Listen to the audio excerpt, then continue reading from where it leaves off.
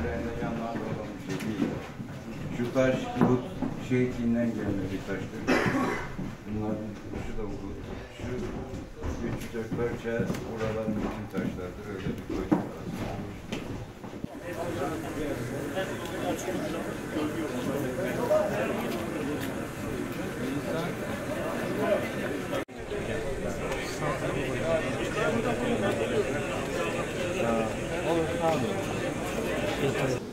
وعدا عليه حقا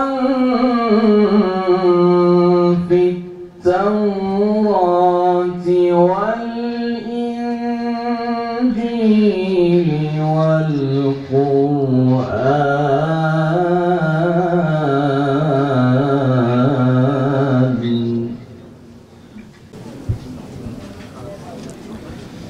Bismillah, velhamdülillah, esselatu vesselamu ala Resulillah. Başbağlar şehitlerimizi rahmetle, minnetle anıyoruz. Başbağlar şehitleri sadece başbağlara değil, sadece Türkiye'ye de değil. Başbağlar şehitleri ümmetin şehitleridirler, ümmetin onurudurlar, ümmetin izzetidirler. Kıymetli kardeşlerim, 32 yıl önce 33 canımızı burada kurban verdik, şehit verdik ve bu canlarımızın kendi halinde masum, kendi işleriyle uğraşan köylülerimizdi. 3 gün önce Madımak'tan ne olmuş çoğunun haberi bile yoktu. Hepiniz biliyorsunuz ki 1993'te çoğu evde televizyon da yoktu. Ve bu masum insanları katleden PKK terör örgütü aslında bu vahşet onun röntgenidir, röntgeni. Üç dünyasındaki şeytanlığıdır, işlediği vahşetlerdir.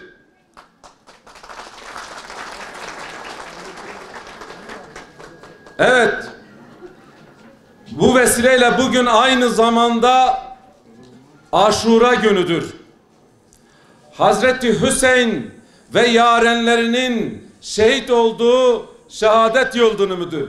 Bu vesileyle Hazreti Hüseyin'i ve yarenlerini de rahmetle, minnetle anıyoruz. Kıymetli kardeşlerim, evet bugün Gazze'de de Kerbelalar yaşanıyor. Gazze'de de kardeşlerimiz katlediliyor.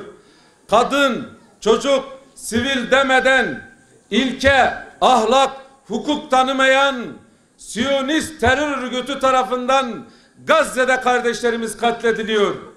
Ve emin olun Gazze'de kardeşlerimizi katledenler ile başbağlarda kardeşlerimizi katleden aynı zihniyettir, aynı mihraktır.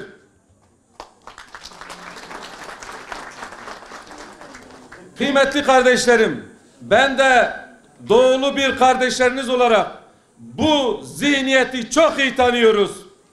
Bu zihniyet bundan 33 yıl önce Diyarbakır'ın Silvan ilçesine bağlı Susa köyünde aynı katliam gerçekleştirdiler. Orada asker elbisesini giyerek camiyi bastılar. Camide namaz halinde olan, kendi halinde olan Susa köylüleri dışarı çıkardılar. Ve o köylüler bir de bakıyorlar ki ayaklarında o zaman bu örgütün giydiği make-up ayakkabı var. Ve diyorlar ki bunlar asker değil. Bunlar terör örgütü.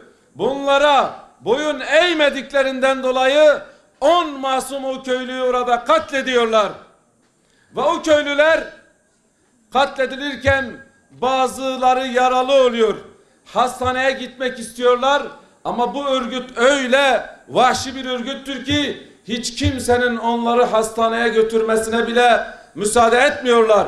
Yaralı halde biri diğerinin kendi akrabasının traktörüne biniyorlar. Traktörü süren araç sürmesini bilmiyor. Ona tarif ederek onu hastaneye götürmesine vesile olmasına çalışıyor. Ama bu kardeşlerimizin hepsi de şehit oluyor kardeşlerim. ve buna benzer bundan 11 yıl önce 6-8 Ekim katliamı, Yasin Börü ve arkadaşlarını katlettiler. Bunlar hiçbir ilke, hiçbir hukuk, hiçbir ahlak tanımıyorlar. Ve orada Yasin Börü 17 yaşında bir çocuktu. O gençler insanlara kurban eti dağıtıyorlardı. Bir eve sığınmışlardı. Oysa ki bizim örfümüzde, bizim inancımızda, bizim kültürümüzde birileri eve sığındığı zaman onlara dokunulmaz. Ama bunlar durmadılar. O eve girdiler. O masum insanları çekişlerle, sopalarla, bıçaklarla onları darp ettiler. Yetmedi. Onları binadan aşağı attılar. Yetmedi. Onların üzerinden araçlarla gezdiler. Benzin döktüler ve onları yaktılar. Bu terör örgütün röntgenidir. Bunun için söylüyorum. Evet, bunların tarihi hep böyle. Onlar hep huzuru hedef aldılar. Kardeşliği hedef aldılar. Birliğimizi hedef aldılar. Ve bugün bizler de birliğimizi, kardeşliğimizi, huzurumuzu partiler üstü görmek zorundayız kardeşlerim. Biz biriz. Biz kardeşiz.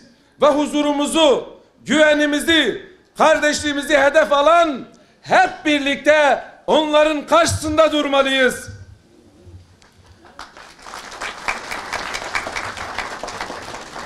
Bu vesileyle kardeşlerim, terörsüz Türkiye'nin bu örgütten kurtulmamız için hepimize düşen görev ve sorumluluklar vardır. Kaosun bitmesi, şiddetin bitmesi, silahın bitmesi için kime ne düşüyorsa gereğini yapmalıdır. Kardeşliğimizin, huzurumuzun ve birliğimizin tesisi de aziz İslam'dadır kardeşlerim. Emin olun, bu evi dolaştığımız zaman bu terör örgütü aslında bizim İslam kardeşliğimizi hedef almıştır.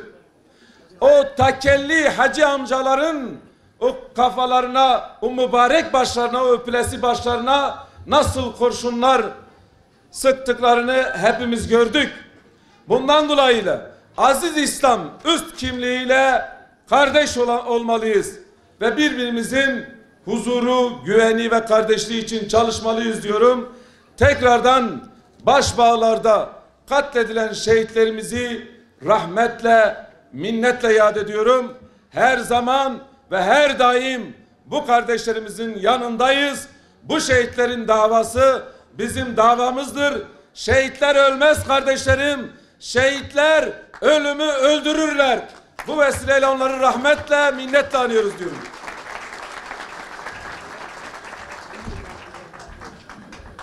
Konuşmalarından dolayı Sayın Faruk Dinç'e çok teşekkür ediyoruz.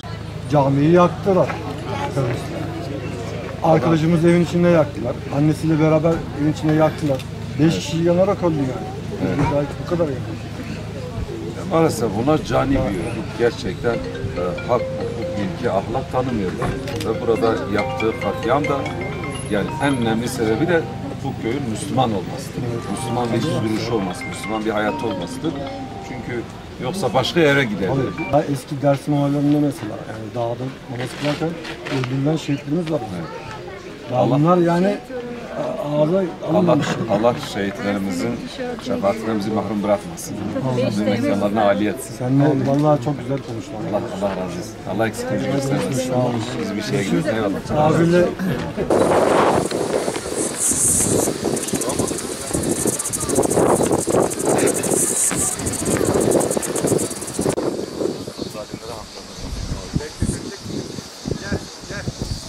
Siz o zaman köyde miydiniz? Yok.